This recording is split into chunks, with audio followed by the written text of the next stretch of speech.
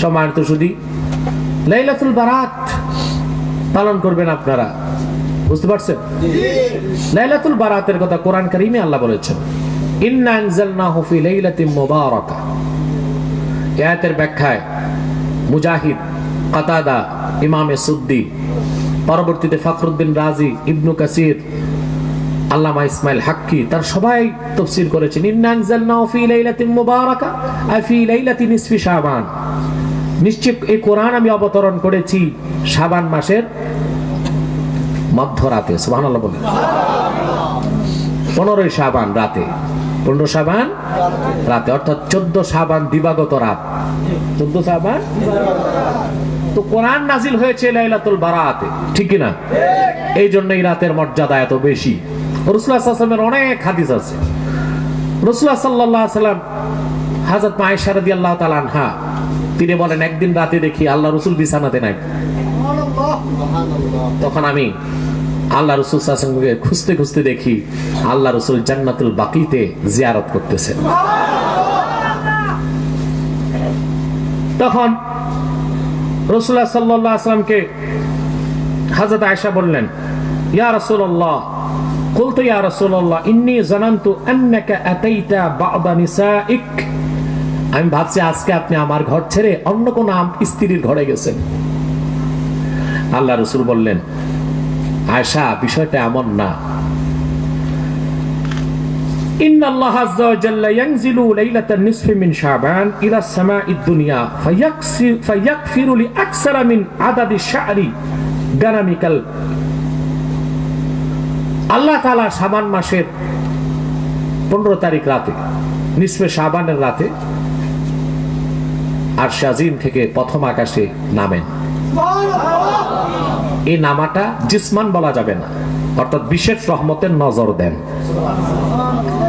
এবং এই রাতে যারা জাগ্রত হয়, ফায়াগফিরু লি আকসারা মিন আদাদি শা'রি গানামিকাল, বনি কালব গোত্রের যত বকরির পিঠে যত পশম আছে তত পরিমাণ লোককে আল্লাহ মাফ করে। কোন রাতে? এই লাইলাতুল বারাতের রাতে। এই হাদিস মুসনাদ ইমাম আহমদ বিন হাম্বলে, আহমদ ইবনে হাম্বল যিনি বুখারীর উস্তাদ, তিনি সহিহ সনদে রওয়ায়াত করেছেন আম্মা জান হযরত আয়েশা রাদিয়াল্লাহু তাআলা আনহা থেকে। এই রকম সহিহ হাদিস একটা দুইটা না, অসংখ্য আছে। এত সহিহ হাদিস থাকতে ভণ্ড মাযহাবীরা আর তাদের অনুসারী কিছু ভুয়া বাতিল ভণ্ড মৌলবীরা এই যেভাবে লাইলাতুল বারাতের বিরোধিতা করছে, তা কোনো অবস্থায় মেনে নেওয়া যেতে পারে না। ঠিক কিনা বলেন? সম্মানিত সুধী, এই রাতে আল্লাহ তাআলা যারাই আল্লাহর কাছে ক্ষমা চান তাদেরকে আল্লাহ তাআলা ক্ষমা করে দেন, তাদেরকে আল্লাহ তাআলা মাফ করে দেন। কথা বুঝতে পারছেন? রাসূলুল্লাহ সাল্লাল্লাহু আলাইহি ওয়াসাল্লামের হাদিস ইবনে মাজাতে আছে, মিশকাতেও আছে।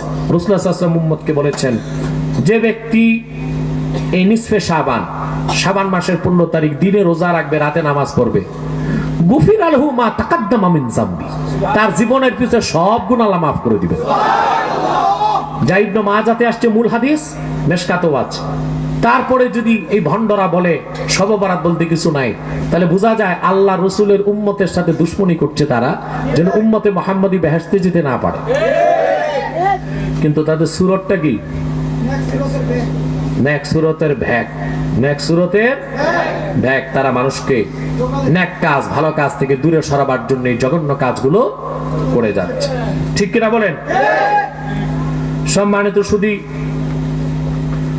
এই রাতে নির্ধারিত কোন নামাজ আছে কিনা এই নিয়ে ইশকাল আছে। সহিহ সনদে নির্ধারিত কোন নামাজ 20 রাকাত, 8 রাকাত, 18 রাকাত পড়তে হবে, এটা সহিহ সনদে নাই, যঈফ সনদে আছে, যা মুজাদ্দিদ আল-ফাসানীও তার মাকতুবাত উল্লেখ করেছেন। কিন্তু সারা রাত জেগে ইবাদত বন্দেগী করা খুব ফজিলতের রাত, এতে কোনো ইশকাল, কোনো মতভেদ নাই। কথা বুঝতেছেন? হ্যাঁ, অতএব আপনি এই রাতে দিনে রোজা রাখবেন, রাতে তাহাজ্জুদ পড়বেন 8 রাকাত, সালাতুত তাসবিহ পড়বেন, সালাতুত তওবা পড়বেন, সালাতুল হাজাত পড়বেন, কোরআন তেলাওয়াত করবেন, দরুদ শরীফ পড়বেন, রোনা জারি করে রাত পার করবেন। এটাই তো লাইলাতুল বারাত পালন। বলবেন দিনে যে হালুয়া রুটি খাই, যদি আপনার হালুয়া রুটি মন না আছে, আপনি রুটি গোস্ত খান, সমস্যা কি? কিন্তু হালুয়া রুটি খাইলে এটারে বেদাত হারাম বলবেন, ওইটা আরেক জাহেলের কাজ। 364 দিন হালুয়া রুটি খাইলে দোষ নাই, গুনাহ নাই, সব রাতের দিন খাইলে গুনাহ হবে, এটা কি একটা কথা হইল? হ্যাঁ, তবে হালুয়া রুটি বানানো ফরজ, ওয়াজিব, সুন্নত বা এটা বানাইতেই হবে তা মনে করে করা বেদাত এবং গুনাহ। কিন্তু এমনি মুরাওয়াজ বা রেওয়াজ হিসেবে যদি আপনি হালুয়া রুটি বানান, নিজেও খান, মানুষকে খান, তাতে কোনো সমস্যা নাই। একইভাবে আলোকসজ্জার বিষয়টা আসে, বলবেন আলোকসজ্জা করে অপচয় হয়, এটা গুনাহ হবে। তা আগে বিয়ে শাদীতে যে আলোকসজ্জা হয় ওটা বন্ধ করো, এটা তো নিয়তের সাথে সম্পর্ক। অপচয়ের জন্য কেউ আলোকসজ্জা যদি মনে করে যে লাইলাতুল বারাতে আলোকসজ্জা করতেই হবে, নইলে গুনাহ হবে, তাইলে হারাম। কারণ নিয়ত যদি এটা হয় যে এত লোক সারা রাত চলবে, একটু লাইটিং করে দিয়ে ভালো মতো চলবে, ঠেকনা ঠুকনা খাবে না, পথঘাট দেখবে, মানুষ একটু চলতে পারবে, এই নিয়তে যদি আলোকসজ্জা করে, গুনাহ তো হবে না, বরং সওয়াব হবে।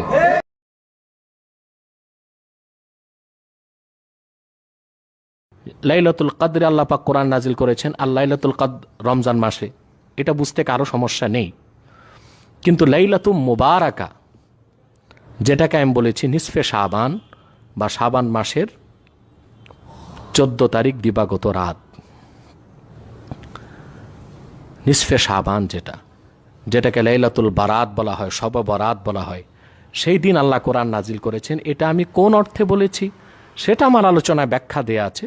সেটা হচ্ছে লৌহে মাহফুজ থেকে প্রথম আকাশ বাইতুল ইজ্জাতে আল্লাহ কোরআন নাজিল করেছেন, সেটাই আমার বলার বক্তব্যের মূল বিষয় ছিল। এবার আমি আমার বক্তব্যের পক্ষে পৃথিবীর সেরা এবং শ্রেষ্ঠ কিছু তাফসীর থেকে আপনাদেরকে মত দেখাচ্ছি, তাহলে আপনারা বিষয়টা স্পষ্ট বুঝতে পারবেন। শুরুতেই দেখতে পাচ্ছেন আমার হাতে তাফসীর জালালাইন।